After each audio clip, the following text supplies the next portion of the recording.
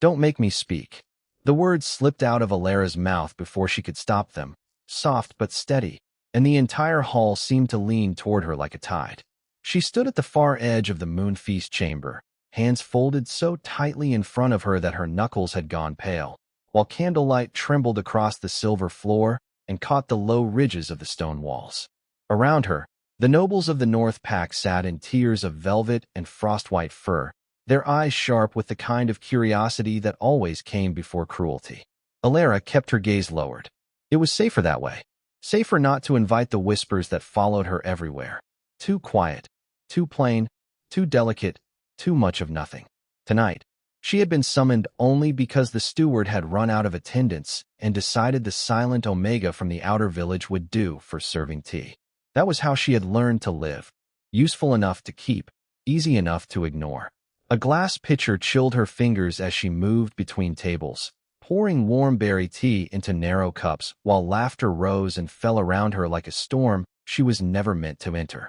Then she heard it. The scrape of a chair, the low murmur of surprise, and the kind of silence that did not belong to a room full of powerful wolves. Alara looked up before she meant to. At the high table, beneath banners embroidered with a silver crescent, the Alpha King sat in complete stillness, his broad shoulders framed by dark ceremonial velvet, his expression unreadable as winter water.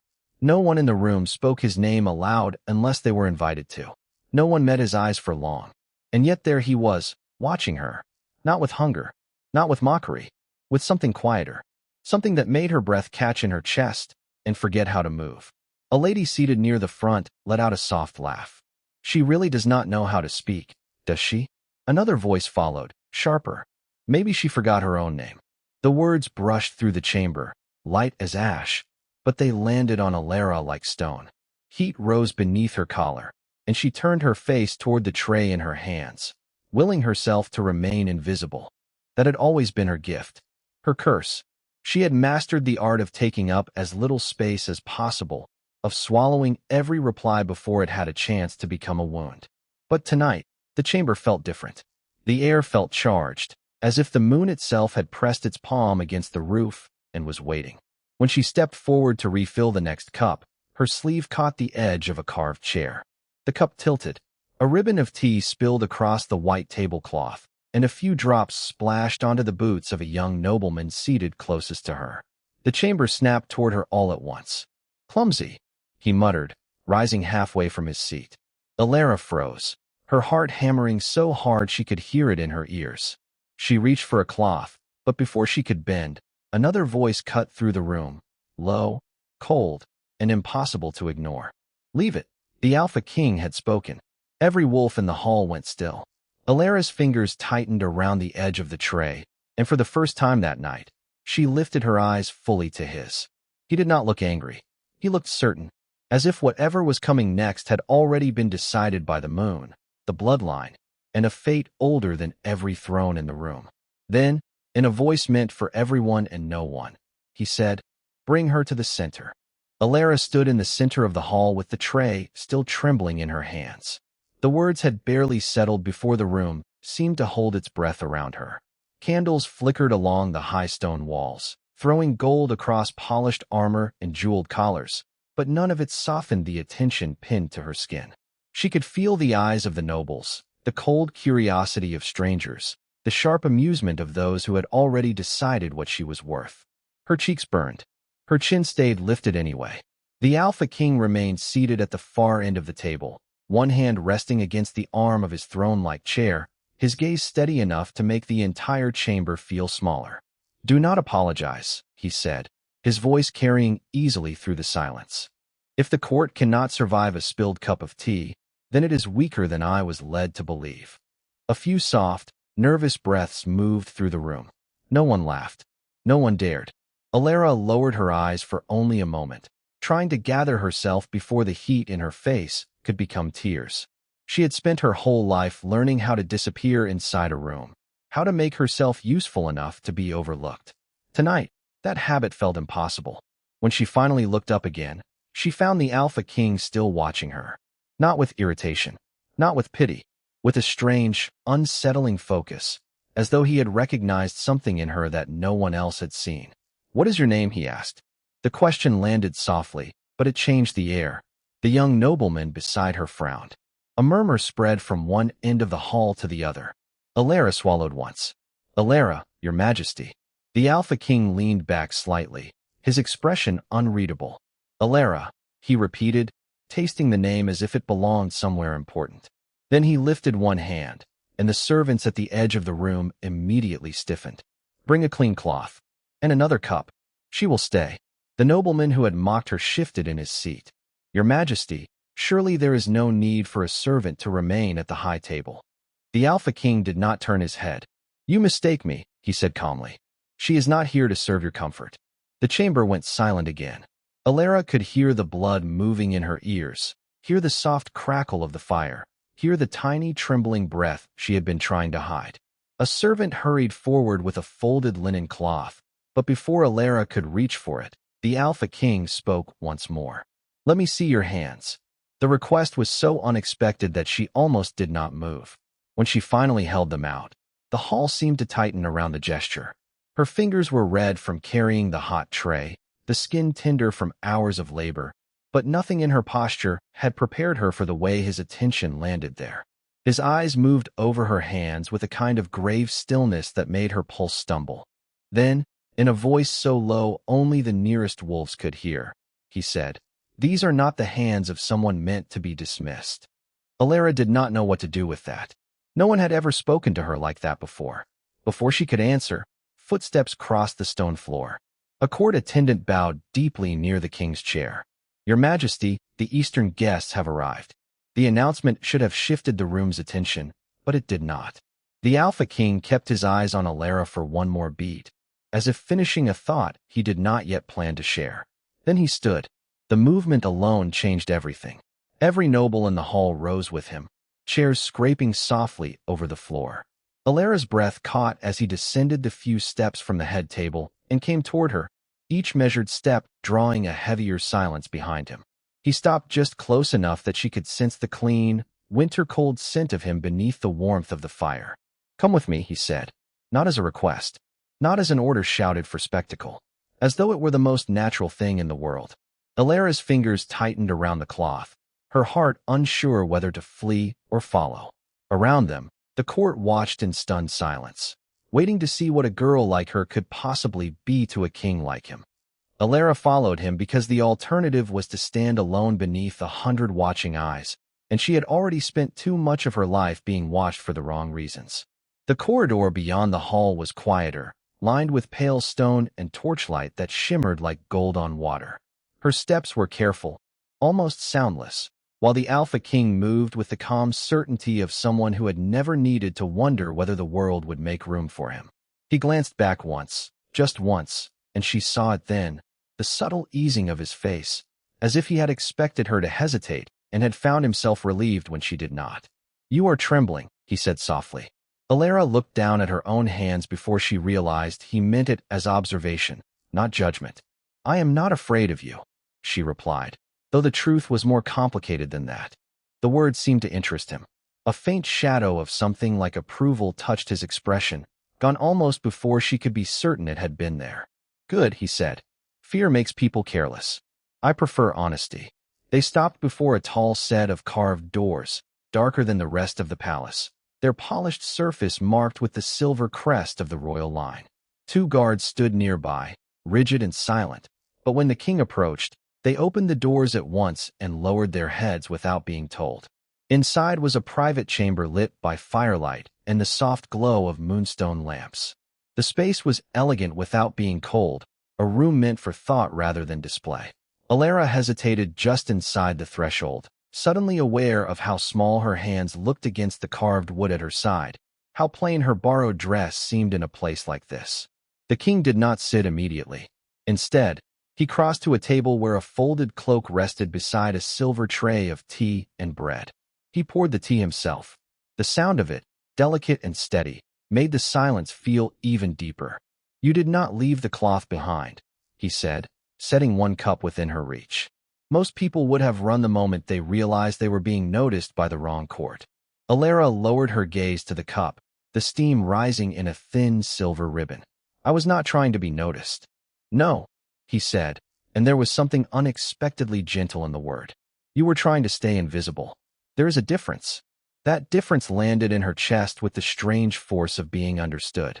She had spent years making herself smaller, quieter, easier to forget. No one in her village had ever said it so plainly, as though they could see the shape of her life from the inside. She did not know what to do with that kind of attention, so she accepted the tea with both hands and let the heat warm her fingers. The king watched her for a moment, then turned to the window. Beyond it, the moon hung over the palace gardens, bright enough to silver the hedges and turn the fountain below into a sheet of liquid light. Tell me your name, he said. The real one. Alara lifted her eyes. It was such a simple request, but it made her pulse stumble.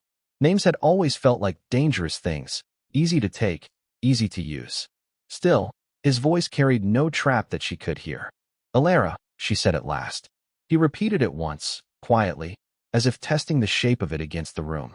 Then, to her surprise, he reached for the cloak and held it out to her. Not to place it on her himself, just to offer. Then, Alara, he said, you may keep standing in the light, if you choose. The words were soft, but they struck deeper than any command. She took the cloak, her fingers brushing the fine weave, and for a brief, impossible second, she felt the weight of being treated like someone who had a choice. Somewhere beyond the chamber door, the palace still breathed with its own quiet suspicions. Somewhere in the hall, nobles were surely whispering her name or trying to remember whether they had ever heard it before. But inside the room, with the king watching her not like a spectacle but like a question he intended to answer, Alara found herself wondering whether the danger she had feared was not his attention at all, but the possibility of being seen clearly for the very first time. Alara held the cloak in both hands, as if the simple weight of it might steady the strange new rhythm in her chest. The king had not reached for her. He had not taken the choice away. He had only offered it, and that small mercy unsettled her more than any grand gesture could have. Her whole life had been shaped by being moved, sorted, dismissed, and spoken over. Standing in that quiet chamber, she did not know what to do with a kindness that asked nothing in return. King Kale remained where he was, near the edge of the lamplight, his posture composed but his gaze unreadable. He had the stillness of a man used to rooms falling silent when he entered them, yet there was nothing cold in the way he watched her. It was almost worse, almost more dangerous, because he was not looking at her as a problem to solve, or a prize to claim, or a weakness to exploit. He was looking at her like she might matter. That thought made her throat tighten. Alara lowered her eyes, then forced herself to lift them again. Your Majesty, she said carefully, because the title felt safer than the truth. I do not know why you brought me here. A faint change moved through his expression, not quite a smile, not quite surprise. You know more than you think, he said. You walked into a room full of people determined to make you smaller, and you did not apologize for existing. The answer should have comforted her. Instead, it made something restless stir beneath her ribs. She had not felt brave. She had felt cornered. She had felt every gaze like a hand trying to push her down. I was only trying to survive it, she said. Sometimes, he replied, voice low and even, survival is the first form of courage. The sentence settled between them like a candle being lit in a dark hall. Alara looked down at the cloak again. It was deep gray, lined with a thread of silver that caught the firelight with each small movement of her hands. Rich enough to belong in the palace, yet simple enough to feel almost personal. She remembered the cold in the great hall, the way the nobles had stared, the way she had stood there and felt every inch of herself under judgment. Then, very quietly, the king stepped closer and set a folded parchment on the table between them. There is something else, he said. Something that may answer questions you have not yet learned how to ask. Alara did not reach for it immediately. She studied his face, searching for warning, for mockery, for the kind of trap her life had trained her to expect. But there was only that same impossible steadiness. At last, she unfolded the parchment. It was not a decree, not a sentence. It was a record, old and carefully preserved, with names written in formal script and a seal pressed into the corner. Her fingers tightened as she read the first line, then the second. The room seemed to grow quieter, as if even the lamps were listening. King Kale watched her with a stillness that made her pulse quicken. This, he said, was kept from the public archives. Alara stared at the page, unable to breathe properly now, because the name in the margin was hers, and the lineage marked beside it was impossible in a way that made the world feel suddenly unstable. Her mind searched for a mistake, a cruel joke, a clerical error. Yet the seal was royal. The ink was aged. The facts did not bend to her fear. Slowly, she looked up. "Why are you showing me this now?" The king did not answer at once. When he did, his voice was gentler than she expected. "Because someone has spent years deciding what you are allowed to be. And I want the truth to exist before they can bury it again." Alara swallowed hard. The room blurred at the edges, not from tears, but from the terrible sharpness of understanding that something had already begun to change. Outside, a distant bell sounded through the palace corridors, low and resonant, calling the court toward the next hour. But inside the chamber, time seemed to pause around the paper in her hands and the king standing before her, as if he had been waiting, not to conquer her, but to bear witness. Alara touched the seal with the tip of one finger. Then she asked the question that trembled at the edge of everything she had ever known. "What am I?" Kale's gaze held hers with quiet gravity. "Someone they forgot to fear," he said, "and someone I did not intend to let them lose." Alara did not move for a long moment.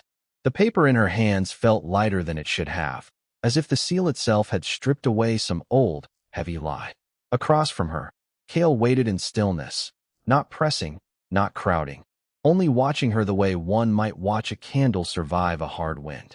Outside the chamber, the palace kept breathing around them, servants passing in distant halls, boots striking stone, voices rising and fading beneath the weight of courtly routine.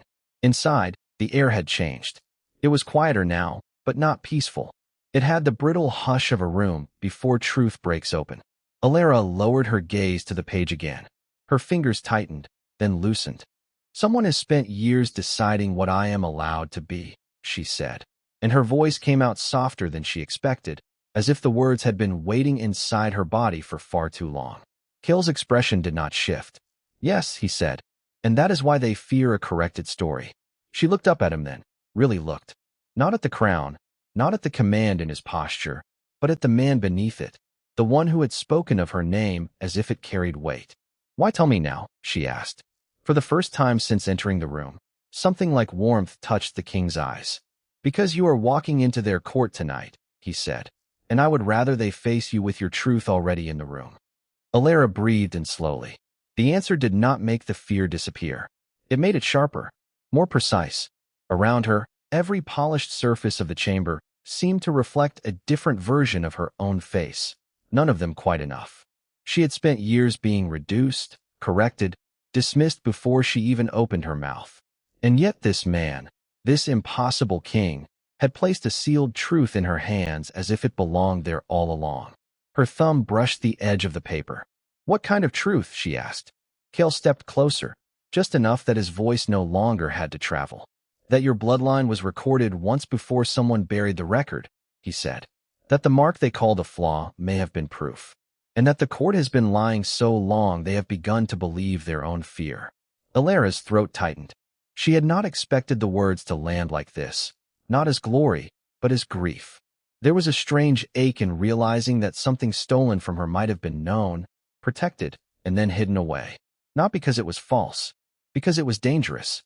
She stared at the seal again, at the dark wax pressed into a shape she did not yet understand, and felt the room tilt gently beneath her. "If that is true," she whispered, "then why was I never told?" Kale's jaw shifted once.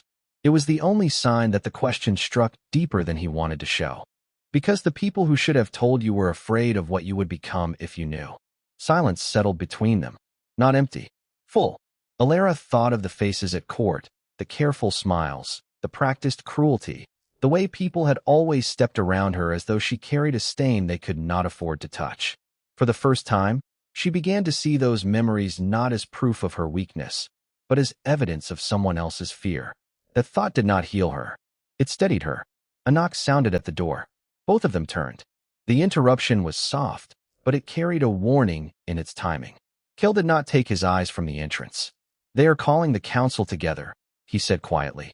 "Soon they will expect you to appear as they have always known you." Alara folded the paper once, carefully, as if she were handling something alive. Then she lifted her chin. The gesture was small, but it changed the shape of her face. Cale noticed. His gaze sharpened with something almost like approval, and perhaps something deeper than that. "And if I do not?" she asked. The king's mouth curved, not into amusement, but into something steadier, older.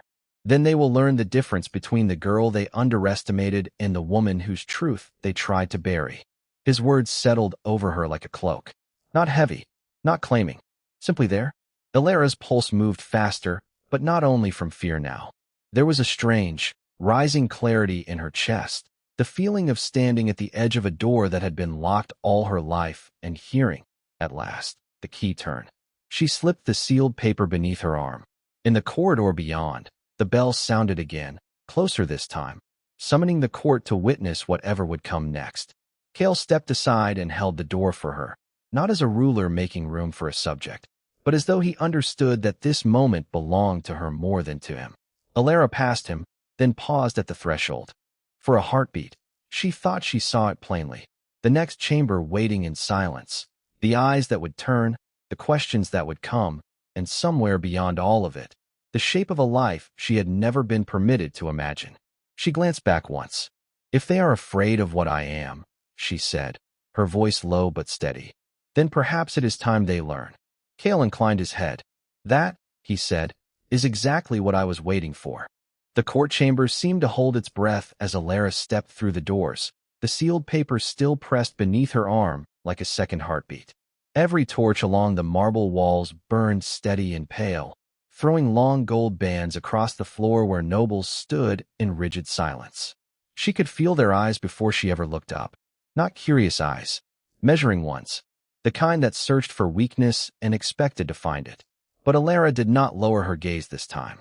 She kept walking beside Cale, her steps quiet, her back straight, every inch of her aware that the room had not yet decided what to make of her. Cale remained just half a step behind, close enough that she could feel his presence without being crowded by it, and somehow that small distance made the air feel safer. At the far end of the chamber, the council table waited beneath a canopy of carved stone, and beside it stood Lord Varen, his expression sharpened into something that looked almost pleased. He had the look of a man who believed events belonged to him, that every room bent to his will. Illyra knew that look. She had lived beneath it for too long. Yet tonight, there was a change she could not explain. The silence did not belong to him anymore. It belonged to the moment she had carried from the archive, the hidden truth sealed inside a page no one had expected her to find. Her fingers tightened slightly around the paper. It was not fear that stirred in her chest now. It was the strange, steady feeling of standing at the edge of something that could not be undone. Cale stopped at the center of the chamber and turned toward her, not to lead, but to witness. "When you are ready," he said softly, "they will listen." His words landed with a quiet force that made her throat tighten. No one had ever spoken to her like that in this place. Not as if her voice carried weight. Not as if she mattered before she proved herself. A murmur moved through the court, low and restless, like wind pressing through dry leaves. Illyra could sense their unease growing, the way a room changed when certainty began to crack. She looked toward the sealed doors at the back of the chamber, and then back to the table, where the oldest of the council members sat with hands folded and faces unreadable. They were waiting for a mistake, waiting for her to stumble, waiting for the old story to repeat itself, the one where someone like her was kept silent until the end. But Illyra had already outgrown that story. She stepped forward and placed the paper upon the council table with deliberate care. The sound was barely louder than a whisper, and yet it seemed to move through the entire room. Every head turned. Even Lord Varen's smile thinned. Illyra let the silence stretch just long enough for them to feel it. Then she spoke, each word calm, clear, and impossible to mistake. This was hidden from the record because it would have changed everything. The chamber hardened at once, as if the walls themselves had drawn in a breath. Somewhere behind her, she heard a faint shift of movement, a subtle sign that the guards had straightened. She did not turn. Her eyes stayed on the council, on the men and women who had spent her entire life deciding what she was allowed to know. "You told me I was not meant to read these archives," she said. "You told me I was not meant to ask questions. But the truth does not belong only to those with titles." The words were not loud, but they carried. They filled the chamber with something sharper than defiance. Kale's gaze remained fixed on her, and in it she saw no warning, no correction, only a quiet, unmistakable pride that made her chest ache in a way she did not know how to name. Then Lord Varen finally moved. He rose slowly from his seat, fingers brushing the edge of the table as if he could steady himself by touching it. "And what truth is that?" he asked, though his voice had lost some of its earlier ease. Alara did not answer at once. She unfolded the sealed paper, and the wax mark cracked softly in the still air. The chamber seemed to lean toward the sound. She read the first line aloud, and with it, the entire room changed. Faces drained. A woman at the far table whispered something under her breath. One of the counselors blinked as if he had not understood the words the first time, though he had. Alara lifted her chin. The fear she had spent years carrying did not vanish, but it no longer ruled her. "My bloodline was recorded," she said, "not erased." The sentence landed like a bell struck in a silent hall. Kel's expression did not change, but something in his eyes deepened, as if he had been waiting for this moment longer than she knew. Lord Varen's jaw tightened. The court, once so certain of its own power, now sat in the uneasy stillness of people realizing the ground beneath them had shifted. And Alara, who had entered this chamber as someone they had hoped to dismiss, stood at its center with the truth open in her hands, feeling for the first time that the life ahead of her was not something borrowed, but something claimed. The silence that followed Alara's words did not feel empty. It felt watched. Every face in the hall seemed held in place by the same invisible force, as if the old rules of the court had cracked and none of them knew how to breathe through the sound of it. Kale remained beside her, his posture calm, but Alara could feel the quiet intensity of him beside her like warmth through stone. Lord Varen was the first to recover. He gave a thin, practiced smile and folded his hands behind his back. "Recorded," he repeated, as though the word itself offended him. "That is not the same as recognized." Alara did not look away. Her fingers tightened once around the edge of the parchment in her hands, not from fear now, but from the effort of keeping her voice steady. "It is enough to prove I was never what you claimed," she said. A murmur moved through the chamber. Not loud, not yet, but alive.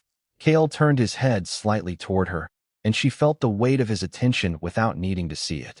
There was approval there, but something else too, something quieter and far more dangerous to men like Varen. "Faith." The counselor's eyes narrowed. "A record can be forged." "Then test it," Alara said at once. The answer came faster than even she expected, and for a heartbeat, she almost heard her own courage in it. Clear and unbroken. "Test the seal. Test the ink. Test the witnesses who signed it. If my bloodline is a lie, let the proof say so in front of everyone here." The chamber seemed to shrink around that challenge. One of the younger courtiers lowered her gaze. Another shifted uncomfortably in his chair. Alara knew what they were seeing now was not the fragile girl they had expected to corner. They were seeing someone who had learned how to stand still while the world tried to make her smaller. Lord Varen's nostrils flared. He had built his power on doubt, on delay, on the kind of fear that made people question their own memory. But certainty was a harder thing to fight. "Very well," he said, too smoothly. "The records will be reviewed." It was not surrender, not yet, but it was a retreat. Alara heard it in the careful softness of his voice. Beside her, Kale shifted his stance by the smallest degree, a silent reminder that she was no longer standing alone. And that changed everything. The chamber doors opened then, and a servant entered with hurried steps, carrying a sealed envelope on a silver tray. The room turned toward him at once. He bowed low, almost stumbling in his haste, and placed the envelope before the council table. The seal was dark wax stamped with a crest Alara did not recognize. Lord Varen frowned as he broke it open. His eyes moved across the page once, then again, slower this time. The color left his face. Alara noticed. So did Kale. "What is it?" one of the counselors asked. Varen did not answer immediately. When he finally looked up, the confidence in him had thinned to something brittle. "A summons from the Northern Archives," he said, "and an official request for the court to halt all claims against House Vale until the line of succession is verified." The room changed at once. No one spoke. Even the torches seemed to hold still in their iron rings. Alara felt the words settle inside her like a door opening in a locked house. Verified. Not dismissed. Not erased. Verified. The court had tried to bury her truth in whispers and polished lies. But now the truth had reached beyond this chamber, beyond this city, beyond the narrow hands of men who thought they could decide what counted as real. Cale's gaze remained on her, and this time she did not look away from it. She saw it then, the faint shift in him, the gentling of something that had once been only restraint. In his eyes was not merely a ruler's interest, but a promise taking shape. Varen tried to recover his authority with a sharp breath. "This changes nothing," he said, though the strain in his voice betrayed him. "It changes everything," Cale replied, and the words were quiet enough that the room had to lean toward them to hear. No one moved. Alara could feel the attention turning, the court bending, one careful degree at a time, toward the truth they had ignored for too long. The envelope in Varen's hand trembled once before he lowered it. And in that small motion, Alara understood that the first door had opened, not to victory yet, but to something just as powerful. The end of hiding, the beginning of being seen. The room did not relax. It listened. Even the servants at the walls seemed to hold their breath, as if the silence itself had learned caution. Alara stood where she was, still and upright, though her pulse carried the weight of everything that had come before. She had spent so long being measured by other people's fear that the quiet felt almost unreal. Not kind, not yet, but honest. Cale did not move to take the moment from her. He only watched, his expression unreadable to everyone else and painfully clear to her now. He was waiting, not for permission, but for her choice. That was what made the whole chamber feel different. Not his title, not Varen's fading authority. The simple fact that, for once, no one was dragging Alara toward a fate she had not spoken aloud. Varen set the envelope down with a stiffness that showed how badly he wanted the floor to open and swallow the last few minutes. "This is irregular," he said, but the words had lost their edge. The council members did not answer. Their faces had turned careful, then uncertain, then wary in the span of a few heartbeats. Alara saw one of them glance at the seal on the envelope, then at Cale, then quickly away. The old order was still standing, but it had started to tilt. She could feel it in the air, in the way people no longer looked through her, as though she were a shadow shaped like a woman. Cale's voice came again, calm and low. "If you have something to say, speak it now." No one did. The courage that had filled the chamber when they thought Alara would remain silent had vanished. She understood then how often power depended on the belief that the weak would never answer back. And now that belief was breaking. Slowly, beautifully, it was breaking. Alara drew one careful breath. Her hands were still cold, yet her spine felt straighter than it had in years. She thought of every room she had entered with her head lowered, every whisper, every look that had reduced her to something small enough to dismiss. And she thought of the letter in Varen's possession, of the life hidden inside it, of the truth that had been waiting patiently beneath everyone's cruelty. Cale's gaze settled on her again, and there was a new steadiness there, as if he had already decided that whatever came next would not happen to her without her voice in it. "Alara," he said, and hearing her name in that tone felt like standing in sunlight after a very long winter. She looked at him. "Do not let them decide for you," he said quietly. The words were not a command. They were an offering. Varen's jaw tightened, and for the first time, he seemed to understand that the room had shifted beyond his control. Alara lifted her chin. The movement was small, but it changed the shape of her completely. When she spoke, her voice was soft enough to keep the chamber leaning in, yet steady enough to carry. "Then I will decide for myself." The words landed like a door opening. Not loudly, not dramatically, but enough. Cale's eyes changed at once, warmth threading through the restraint he had worn so carefully. Several heads turned. One of the council members blinked, as if startled by the force of her certainty. Alara did not look away. She could feel the old fear trying to rise in her throat, but she swallowed it down. This was the moment she had never been allowed before. Not a plea, not a defense, a declaration. And in the silence that followed, the entire room seemed to understand that something precious had just been returned to her, the right to stand inside her own life. The chamber stayed still for one long breath after Alara spoke, as if the whole court had forgotten how to move. No one laughed now. No one looked bored, or curious, or cruel. Even the council members who had spent the afternoon testing her every limit seemed caught between disbelief and something far less comfortable. Respect. It had arrived quietly, without permission, and it sat in the room like dawn slipping through a crack in the dark. Kel did not look at the others. He looked only at her.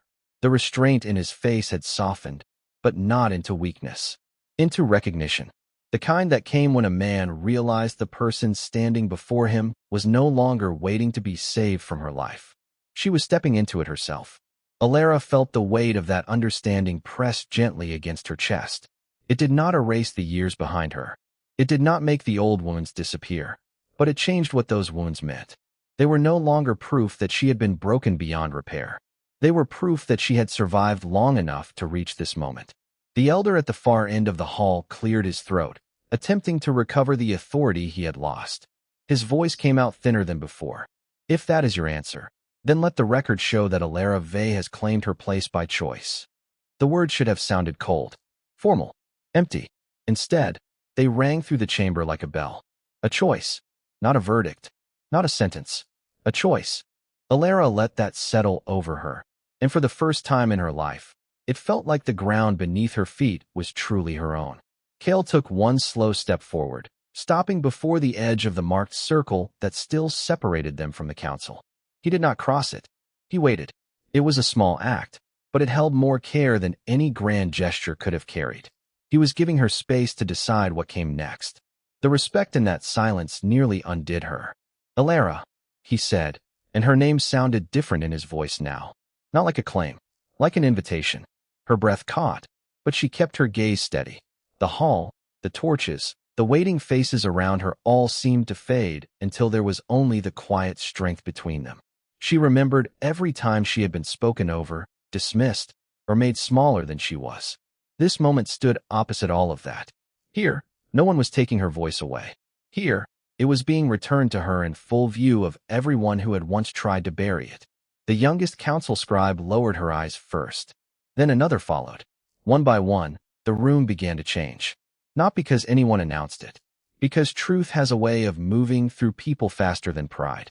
Kale lifted his hand, not to touch her, but to rest it over his heart in a gesture so steady it made her throat tighten.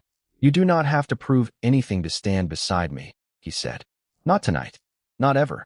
The softness in those words did more than comfort her. It made something inside her unclench.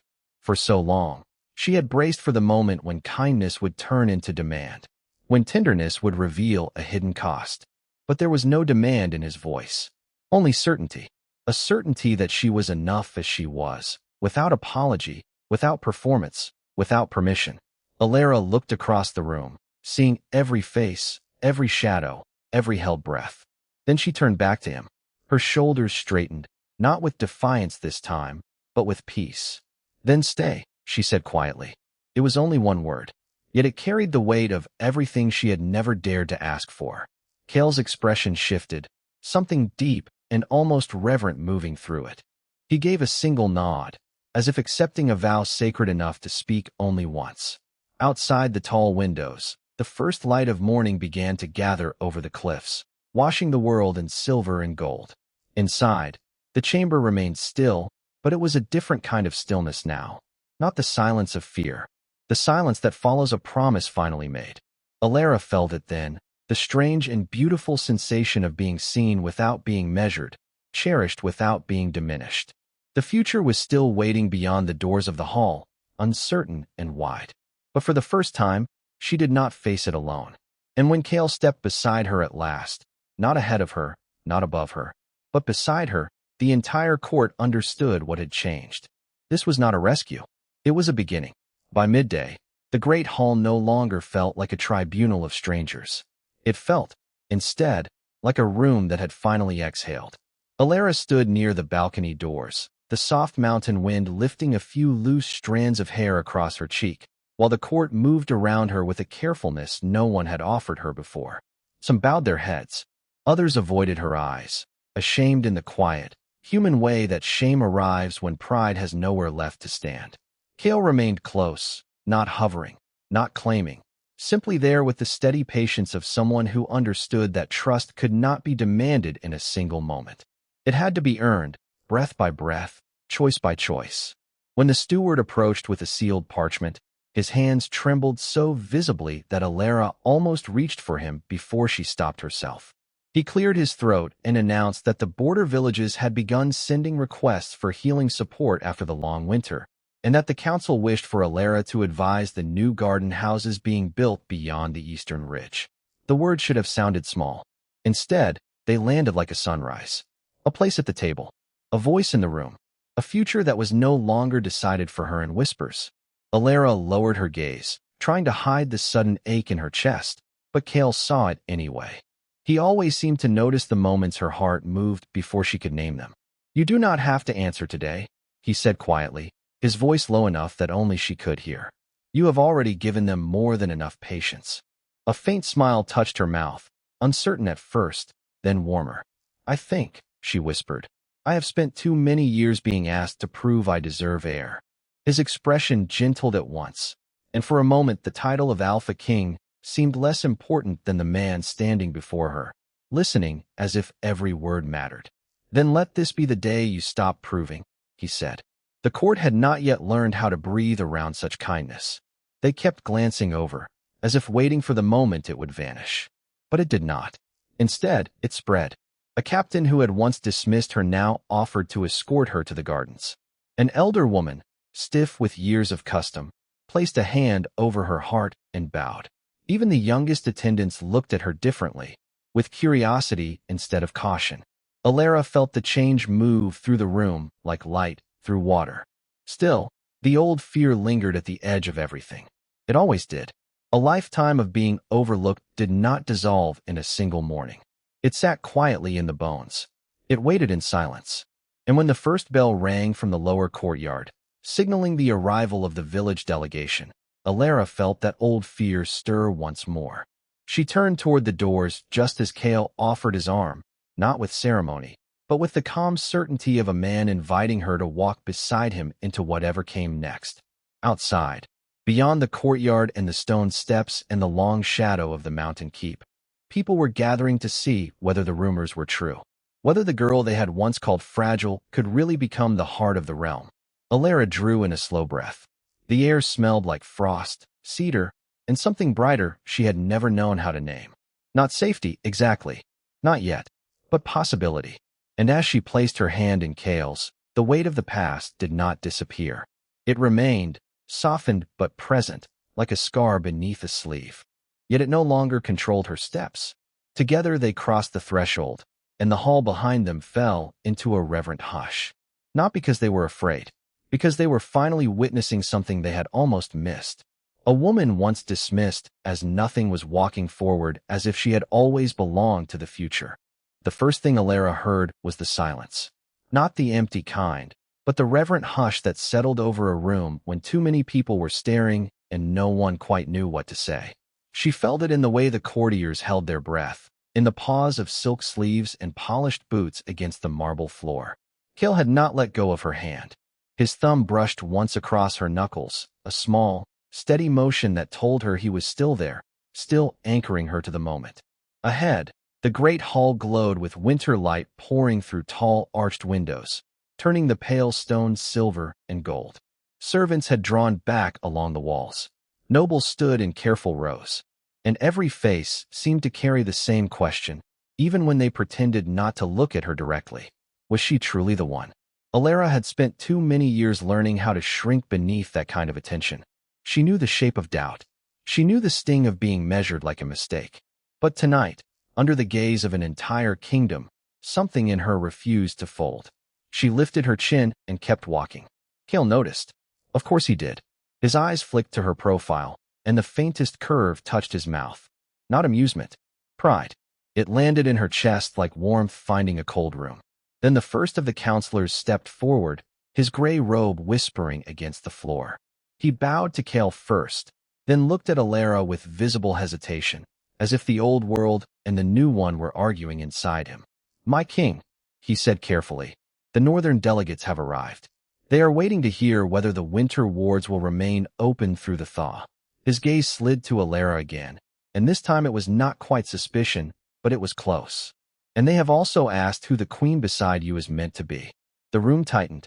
Alara felt every eye turn sharper, every thought in the hall pressed closer.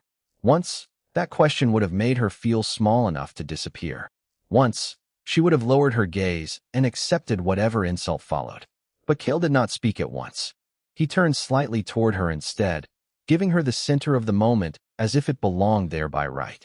"She is Alara," he said, his voice calm and unmistakable. "The woman who stood when others looked away. The woman who gave more kindness than this kingdom deserved. And the one I trust beside me. No grand declaration. No thunder. Just truth, spoken so plainly that it silenced the room more completely than a shout ever could." Alara's throat tightened. Trust. The word seemed almost too gentle for the power of it. Around them, the courtiers shifted, uncertain how to receive an answer that left no room for mockery. The counselor bowed again, deeper this time, and stepped aside. Cale guided Alara forward until they stood before the long table where maps, seals, and candlelight waited like the beginning of a new chapter. At the far end sat an old woman in a dark blue cloak, her silver hair braided over one shoulder, her eyes bright and sharp as winter stars. She studied Alara for a long moment, then gave a slow nod that seemed to carry the weight of something older than politics. "So," the woman said, her voice dry but not unkind, "this is the girl the mountain chose." Alara almost laughed at that, not because it was funny, but because it felt impossible. She had never felt chosen by anything except hardship. Yet the room remained still, as if waiting for her to answer. So she did.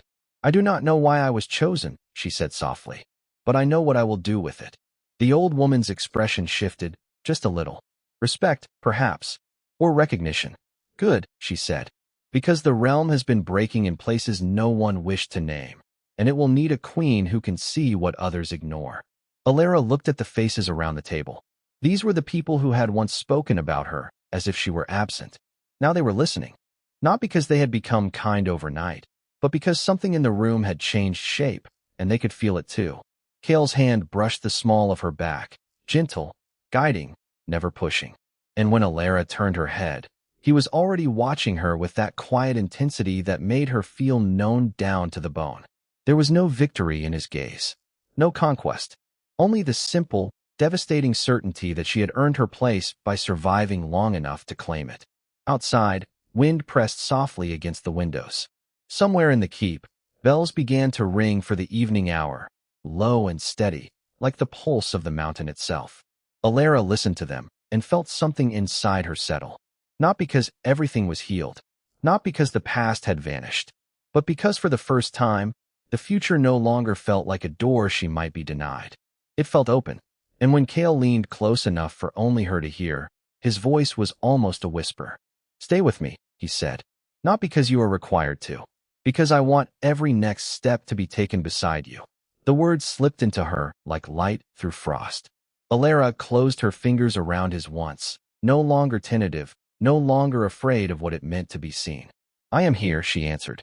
And in the quiet that followed, the kingdom seemed to understand that something irreversible had begun. The first pale light of morning had barely touched the mountain walls when Alara woke to the sound of quiet movement beyond her chamber door. For a moment, she stayed still beneath the blanket, listening to the hush of the keep as it slowly came alive around her. There was no panic in the air now, no sharp voices, no one rushing to drag her back into the place where she had once been told she mattered less than everyone else. Instead, there was only the soft murmur of servants beginning their work, the distant creak of wood, and the steady rhythm of a kingdom choosing, little by little, to breathe again. Alara sat up and drew the blanket around her shoulders. The room was warm, but she still felt the old instinct to make herself smaller, as if safety might vanish if she took up too much space. She hated that part of herself sometimes, the part that waited for kindness to turn cruel, the part that still braced for disappointment before it arrived. But this morning, even that fear seemed thinner, less certain. A knock came at the door. Not abrupt, not demanding, just patient. When she opened it, one of the older attendants stood there with a folded dress in her arms, pale blue and simple, yet stitched with the kind of care that made Alara's throat tighten. "It was made for you," the woman said gently. "By request of the High Hall." Alara looked down at the fabric, then back up. Her first instinct was suspicion. Her second was disbelief. The attendant must have seen it in her face, because she only smiled and added, "No one asked for your measure in secret. They wanted you to know it was chosen openly." The words landed softly, and somehow that made them heavier. Openly. There it was again, the shape of a new world. One where things were no longer hidden from her, or decided over her head, or taken from her without warning. She accepted the dress with careful hands. "Thank you," she said, and the woman bowed before leaving her alone with a mirror, a brush, and a silence that felt strangely kind. Alara dressed slowly, fingers trembling only once when she fastened the final clasp at her throat. The color brought out the warmth in her skin and the brightness in her eyes, and when she looked at her reflection, she did not see perfection. She saw herself. Tired, yes. Changed, yes. But no longer invisible. By the time she reached the upper corridor, the castle had fully awakened. Sunlight poured through the tall windows, spilling gold across stone floors and bannered walls. She walked with measured steps, aware of every glance that followed her, though this time the attention did not cut the way it once had. People bowed. Some smiled. Some simply lowered their eyes with respect that still seemed new on their tongues. At the end of the hall, Kale stood beside the open balcony doors, dressed in dark ceremonial clothing that caught the light at the edges.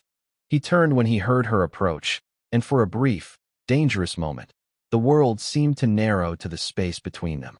There was no throne between them now, no court, no barrier, only a man who looked at her as if he had already made room for her heart beside his own. "You came," he said. Alara let out a breath she had not realized she was holding.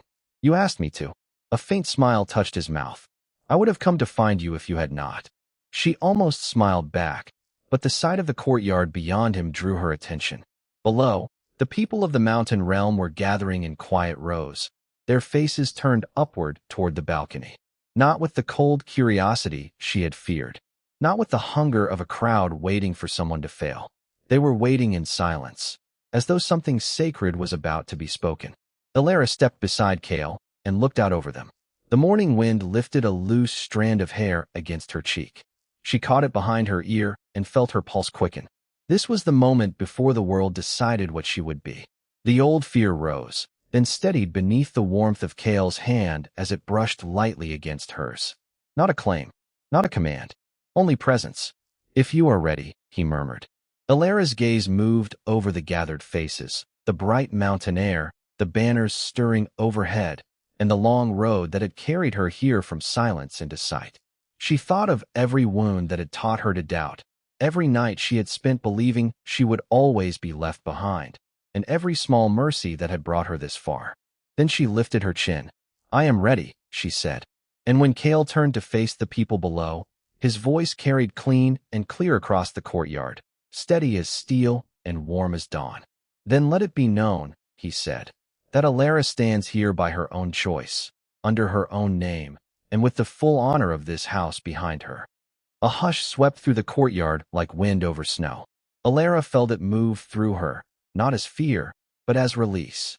For the first time, the silence around her did not feel empty. It felt like reverence. And as the sunlight deepened over the mountain keep, she understood that the life waiting ahead of her would not be built from hidden corners or borrowed place. It would be built in the open, where she could stand without shame, and where love, once denied, had finally learned how to stay. Alara did not move at first. The words still echoed in the courtyard, drifting through the cold mountain air as if the keep itself were listening. By her side, Kale remained still, one steady presence against the restless hush below. Men and women who had once looked through her now stood with lowered eyes, and even the wind seemed gentler, brushing over the stone steps and the pale banners overhead. Alara felt it all at once, the weight of being seen, the strange ache of being allowed to stay. It was almost harder than being dismissed, because now she had something to lose. Kale glanced at her, and in that brief look there was no demand, no pressure, only quiet patience. He was giving her the space to decide for herself, and that kindness touched something deep inside her, something long buried under caution and years of being told her choices did not matter. The courtyard gates remained open behind them, and for a moment she thought of the road below, the long miles that could still carry her away if she chose to leave. She thought of the small room where she had slept alone, the careful meals, the first winter fire she had been invited to share, the way no one had forced her to kneel or beg for a place. Every memory felt fragile and precious, like thin light on snow. Then a young servant stepped forward from the edge of the crowd, carrying a folded cloak in both hands. He stopped a few feet away and bowed his head. "Lady Alara," he said softly, "the West Chamber has been prepared, if you wish it." The title slipped into the silence without ceremony, but it landed with startling grace. Alara looked at the cloak, then at the faces waiting below, and something in her chest loosened. Not because she was being placed above anyone else, but because no one was trying to shrink her any longer. She reached for the cloak with careful fingers. The wool was warm from the servant's arms, dark blue and lined with silver thread that caught the morning light. When she draped it over her shoulders, it felt less like clothing and more like an answer. Kale's mouth curved, faint and proud, though his voice when he spoke remained low. "You do not need to decide everything today." His words were simple, but they carried the kind of mercy that gave breath back to a tired heart. Alara nodded, though her eyes stung. In the distance, a bell rang once from the lower terraces, deep and clear, calling the keep to the day ahead. Somewhere beyond the walls, the forest spread wide and silent, waiting under a brightening sky. Here, however, there was only the stone beneath her feet, the warmth of the cloak against her skin, and the impossible steadiness of a future that no longer seemed to be built on fear. She lifted her gaze to the mountain horizon, where the white peaks glowed like fire made gentle, and for the first time, she did not see exile there. She saw a threshold. She saw a life that would require courage, yes, but also trust. And though she did not yet know every road it would ask her to walk, she knew this much with sudden, clear certainty. She would not walk them hidden. She would walk them as herself, and that was enough to make the entire world feel new.